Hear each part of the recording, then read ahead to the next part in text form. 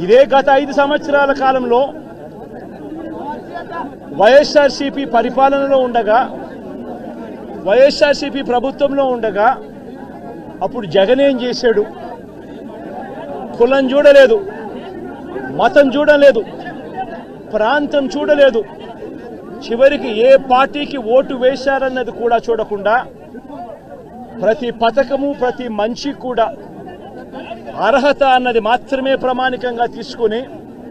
ప్రతి ఇంటికి door delivery చేసిన ప్రభుత్వం వైఎస్ఆర్సీపీ ప్రభుత్వందైతే, జగన్మోహన్ రెడ్డి ప్రభుత్వందైతే ఈరోజు కేవలం తెలుగుదేశం పార్టీకి ఓటు వేయలేదని, కేవలం చంద్రబాబు నాయుడు గారికి ఓటు వేయలేదని, కేవలం ఓటు వేయలేదన్న ఒక్క కారణంతో ఆస్తులు ధ్వంసం చేస్తూ ఉన్నారు, మనుషులను కొడతా ఉన్నారు. కొట్టి